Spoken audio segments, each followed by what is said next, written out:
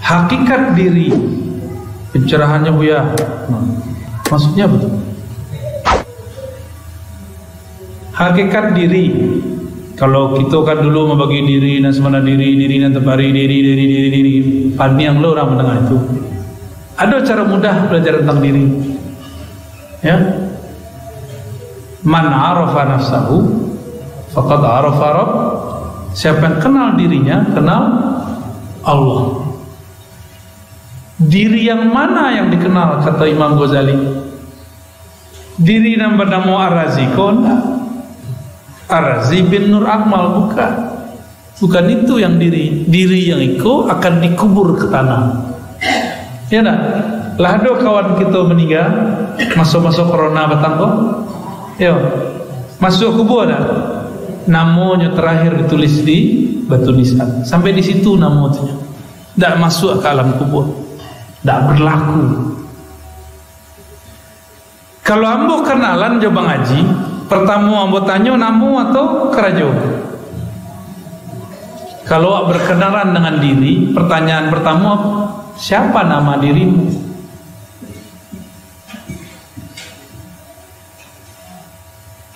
Berarti diri kita tuh ada namanya. Katanya mursyid, tapi nggak tahu nama, ya. Berhenti aja jadi mursyid. Malah anti ilmu nama. Padahal ilmu nama itu adalah ilmu Rasulullah ketika memanggil pohon. Nabi ngomong kepada Bukit Uhud itu pakai ilmu nama. Tapi saya dengar ada mursyid anti dengan istilah nama ruh. Berarti dia nggak paham kalimat ini. Diceramahkan kemana-mana. Man arafa nafsahu faqad arafa rabbahu. Siapa yang kenal dirinya, kenal Allah. Kalau kenal diri, kenalan dulu. Kenal diri itu kenal nama. Nama dulu baru yang punya nama. Allah punya nama nggak? Allah punya nama. Hal ta'lamu lahu samiyya walillahil asmaul husna. Bahkan namanya sangat banyak. Al asmaul husna. Nama jasad itu Ambo Ar-Razi. Di kampus bernama doktor, dipanggil Pak dosen. Di masjid bernama guru ngaji, Buya. Di surau dipanggil Gala. Di rumah dipanggil ayah, dipanggil abi, dipanggil papa. Ada lain? Ada panggilan lain? Papi, babi. Di kampung dipanggil Buyuang, misalnya gitu ya. Itu panggilan. Kalau tubuh fisiko banamo, siapa gih namo tubuh fisik? Fisiko siapa gih namo? Ayah, ya nak. Yang paling punya otoritas bagi namo siapa? Ayah. Maka yang berhak memberi nama diri itu adalah sumber diri.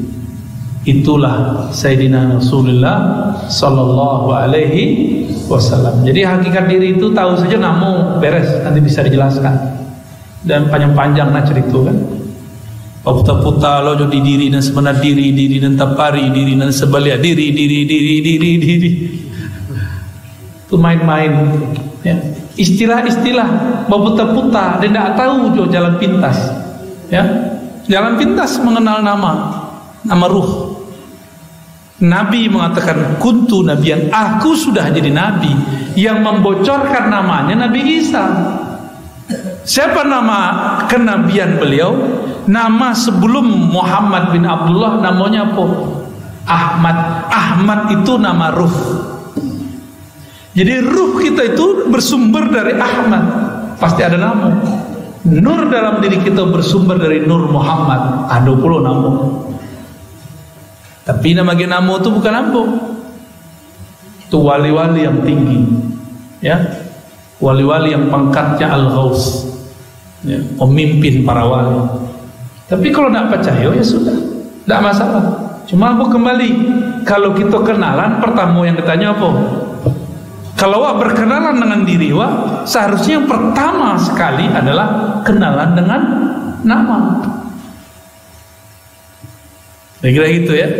Kalau belum tahu nama wak, cukup panggil saja ruh pecahan Nur Muhammad. Kepada ruhku yang bersumber dari Nur Muhammad. Al-Fatihah. Itulah boleh. Kalau lo tahu aja namo, boleh mereka.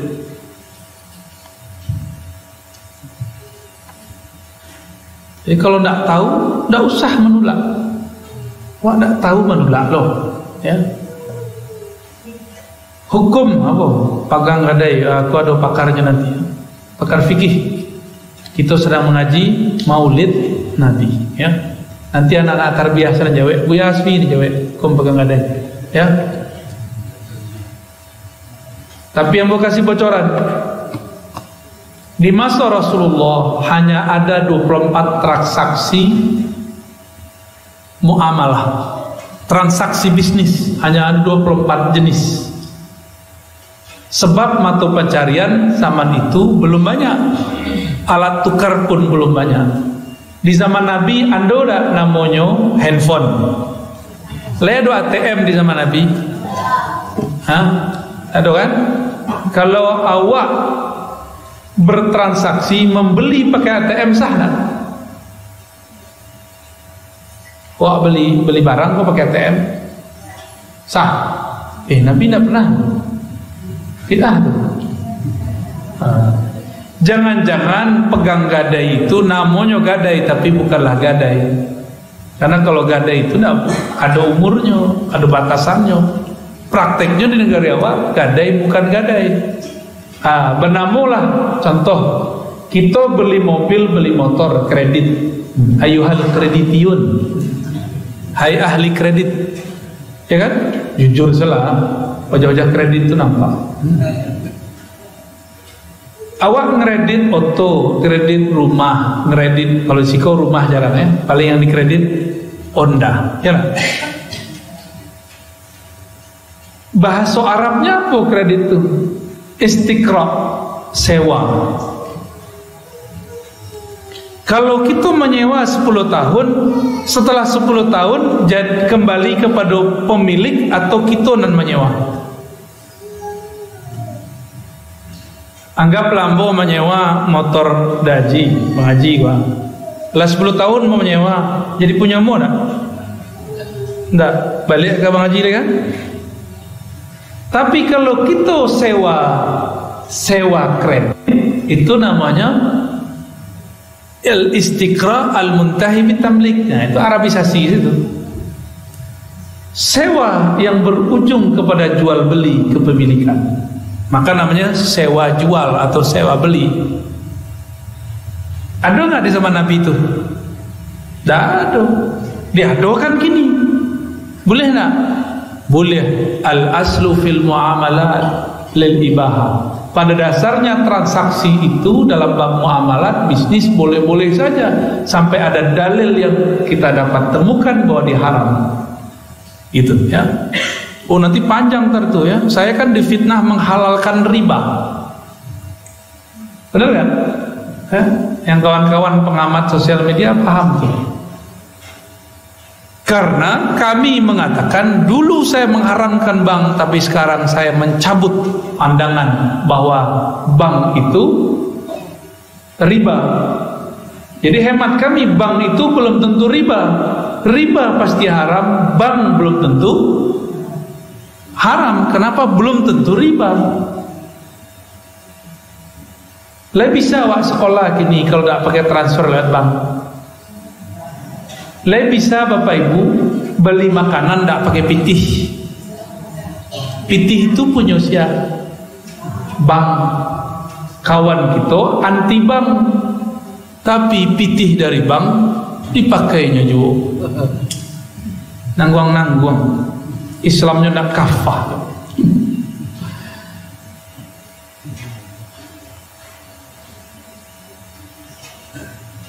Tulisan-tulisan tahun 72 nak.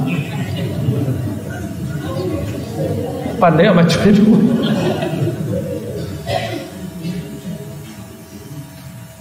Apakah boleh berselawat sambil goyang?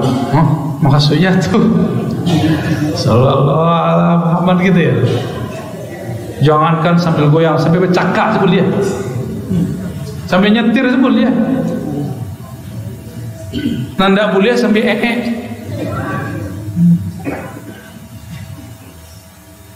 Mana yang dahulu masuk surga, umat atau Nabi, Pak Ustaz? Mana ketujuh? Hah? Nabi itu salah satu namanya Miftahul Jannah, atau dia mengatakan Anal Fatih, akulah Nabi pembuka. Kalau tidak dibuka dan Nabi, lain masuk surga. Tapi ketika umat masuk surga, Nabi tidak masuk surga. Beliau cari lo umat lain ke masuk surga. Jadi Nabi itu tidak butuh surga, karena beliau itulah sebenarnya hakikat surga.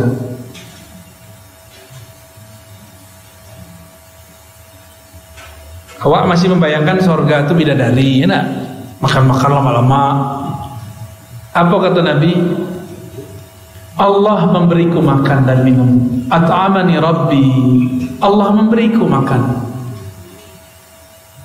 Allah yang memberiku minum. Jadi Nabi itu makan minum tuh, itu cuma memerankan sisi manusiawi. Beliau tidak makan setahun juga bisa. Ashabul Kahf atau Kahfi 309 tahun lalu nak makan tak minum, ya nak? Lain duit yo. Mana yang lebih hebat, Ashabul Kahfi atau Nabi Muhammad? Hah? Malu nah, yang kare. Siapa yang lebih hebat? Siapa yang lebih mulia? Berarti Nabi Muhammad pun walaupun 1000 tahun nggak perlu makan sebenarnya. Jadi beliau itu kalaupun naruh batu di perut, itu cuma menunjukkan empati ke sahabat. Aku juga belum makan, wahai sahabat. Gitu ya, beliau nggak butuh sebenarnya. Ketika beliau minum air susu domba, itu domba atau kambing tidak bisa mengeluarkan susu, tapi dipegang Nabi keluar susunya. Berarti sebenarnya susunya dari siapa? Dari siapa kira-kira? Itu kambing kurus kering, jalannya letoy-letoy, ngeyok, dicolek dikit jatuh itu. Tapi si kambing diurut oleh Rasulullah, lalu diperah susunya keluar. Sebenarnya ini rahasia, keluarnya dari jari-jari Rasul, keberkahan dari jari-jari Rasul. Nggak mustahil seorang kambing mengeluarkan air susu. Tapi Nabi perlu asbab. Nabi tunjukkan kalau ingin minum sebabnya. Jadi Nabi itu walaupun hebat tetap mengambil sunnatullah. Apa arti sunnatullah? Kalau ingin kayo, kalau ingin pintar, belajar. Kalau ingin usul kepada Allah, suluk. Nah, itu harus diambil, diperankan itu sebenarnya. Tidak ada yang instan itu, tidak ada. Instan itu cukup mie instan, ya. Suatu yang instan akan instan pula pahitnya. Fa aynama tuwallu fasamma wajhullah. Kau tulisan buyar nak? Tapi tidak betul tulisannya. Kemanapun engkau memandang, sama fa sama, kata kunci itu. Fa maka, berarti ada jaraknya, ada proses. Itulah namanya suluk. Sama di sana, kemanapun engkau memandang, maka di sana ada wajah Allah. Wajah Allah itu jangan dibayangkan wajah bentuk awak. Wajah Allah itu maksudnya ada dua wajah istilah. Ada wajah ahadiyah, ada wajah samadiyah. Kita turunkan dari surah Al-Ikhlas. Paham ahadiyah samadiyah? Enggak? Pengen paham enggak? Kemanapun engkau memandang, di sanalah wajah Allah. Di sana engkau akan menyaksikan ahadiyahnya Allah. Allah itu esa. Tak faham jo? Samadiyah. Tiadalah di alam semesta kecuali memerlukan rezeki, memerlukan hadiah-hadiah, bantuan-bantuan dari Allah. Ya. Leado, bapak ibu bertanam padi, wah.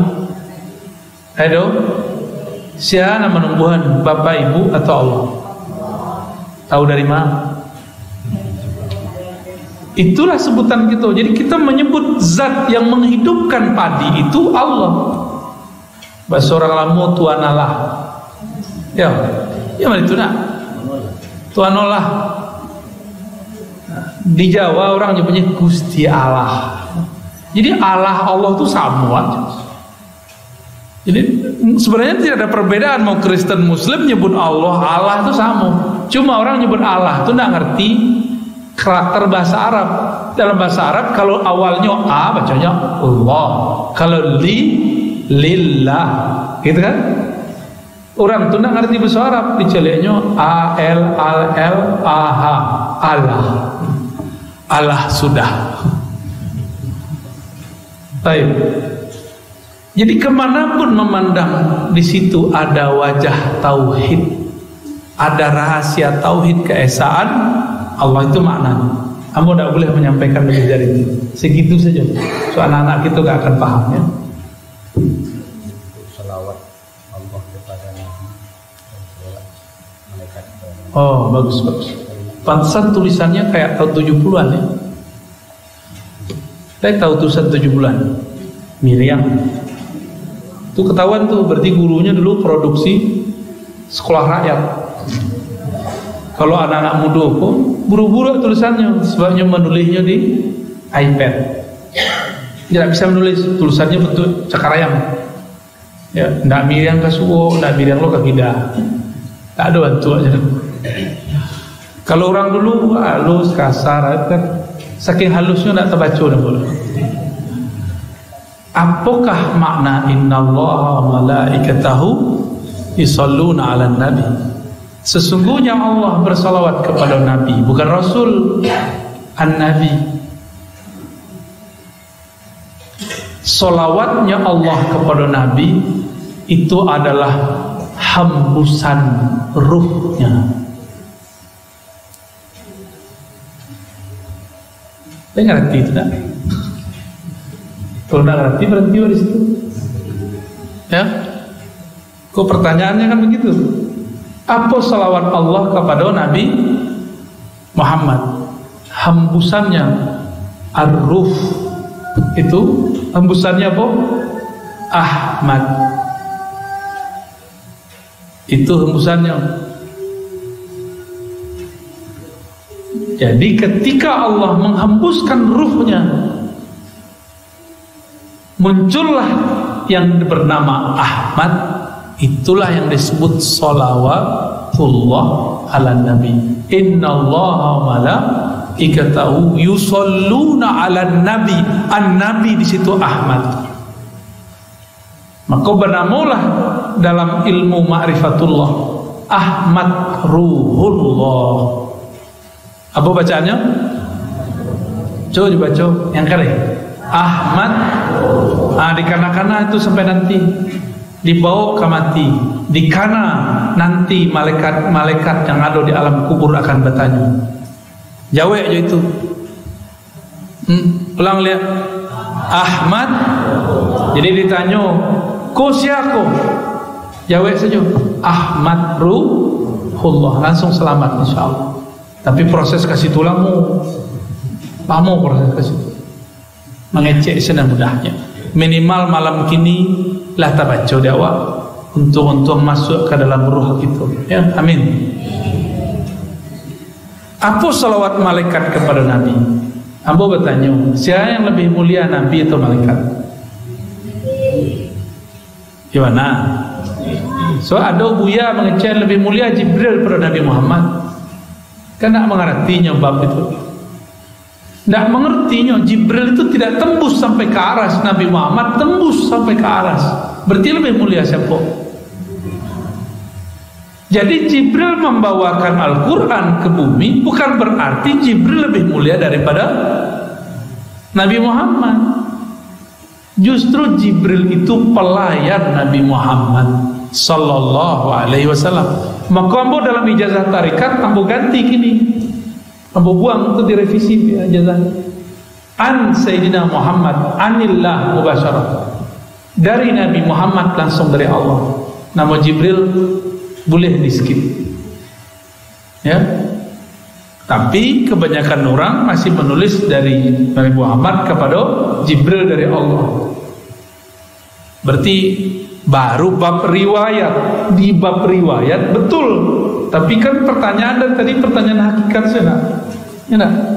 Di bab hakikat Jibril lah yang mengambil ilmu dari Nabi Muhammad sallallahu alaihi. Kira-kira payah diterima nak? Jibril mambiak kaji ke Nabi Muhammad lebih bisa terima. Jua tadi memahaminya. Ketika Jibril mentok tatahan di Sidratul Muntaha, Nabi Muhammad tembus ke aras dan diizinkan sujud di aras paling tinggi. Sebab aras itu adalah tempat bersemayam Ar-Rahman. Ar-Rahman itu nama daripada yang punya rahmat. Rahmat itu adalah Nabi Muhammad sallallahu alaihi wasallam. Jadi apa salawatnya malaikat kepada Nabi Muhammad? Sama jawab, Allahumma salli ala Sayyidina Muhammad atau sallallahu ala. Sama, maknanya sama, dah jauh beda, ya. Apa boleh sajadah yang kecil dipakai untuk sholat? Ya boleh lah, nggak pakai sajadah juga boleh. Boleh nggak sholat nggak pakai sajadah? Kok jadi masalah sih? Apakah putus sholat kita apabila dibatasi anak kecil? Ya enggak, tapi kurang atau orang yang duduk sholat. Kalau orang duduk sholat ya tidak dapat kesempurnaan jamaah, itu aja bedanya. Jadi kesempurnaan berjamaah itu rapat. Kesempurnaan berarti kalau ada orang berjamaah tidak berjarak dekat, maka sholat jamaahnya tidak sempurna. Kita sawwu sufufakum fa inna taswiyatas sufuf min tamamis sholat. Rapatkan, luruskan saf kamu, karena merapatkan itu adalah kesempurnaan sholat. Nabi tidak mengatakan sholat dengan saf yang rapat itu adalah sah batalnya sholat, enggak.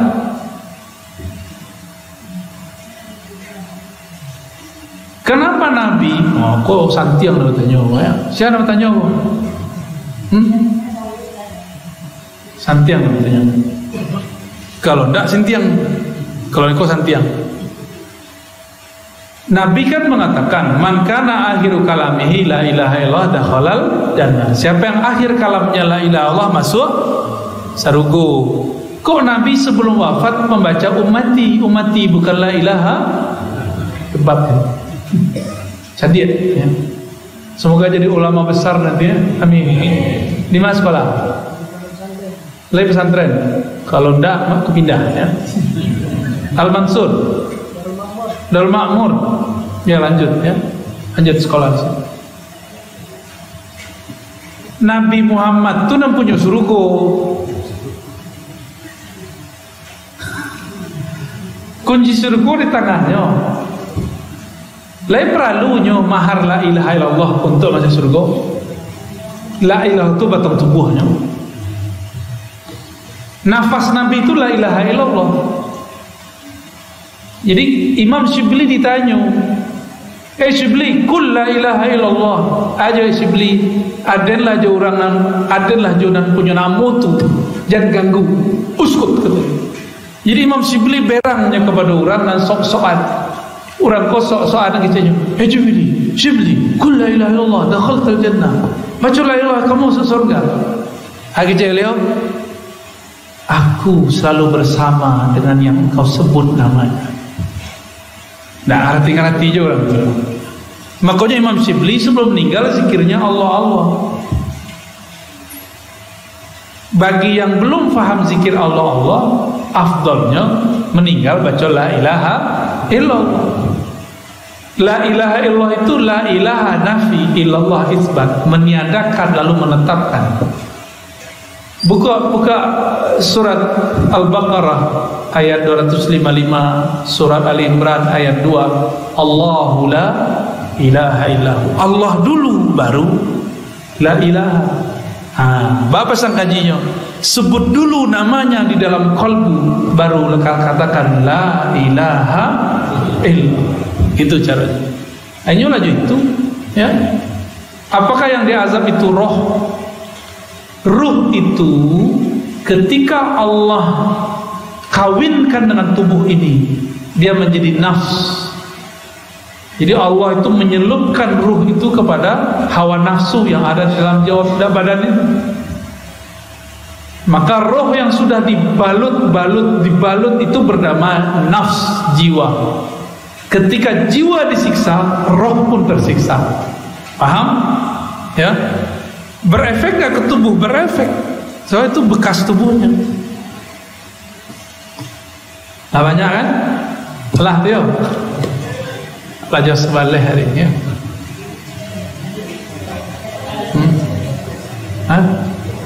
Kelas kecepalet kolalah tuh. Jadi Bapak Ibu alim ulama, semoga pertemuan kita diridhai oleh Allah. Tambah kenal kepada Rasulullah sallallahu alaihi wasallam. Semoga tahun depan maulidnya ada salawatnya. Jadi orang di Jawa, orang di Hadramaut, orang di Mesir, sebelum datang buyanya atau pas pula datang buyanya, itu sudah banyak orang selawat, bisa sejam, 2 jam berselawat. Ini tidak ada Bapak Ibu tuh kesepian menunggu anu saya nak tentu kan? Dari tadi entuk saya diam aja. Lai, apa dibaca? Bagaimana tadi? Yang dibaca tadi? Berjanji. Ya. Nah, kalau bisa lebih panjang bacanya. So berjanji itu setiap bait-baitnya ada salawat kepada Nabi Muhammad sallallahu alaihi wasallam. Demikian dari kami Bapak Ibu, mohon maaf lahir batin. Semoga Allah pertemukan lagi kita dalam waktu yang lebih baik. Amin ya rabbal alamin. Assalamualaikum warahmatullahi wabarakatuh.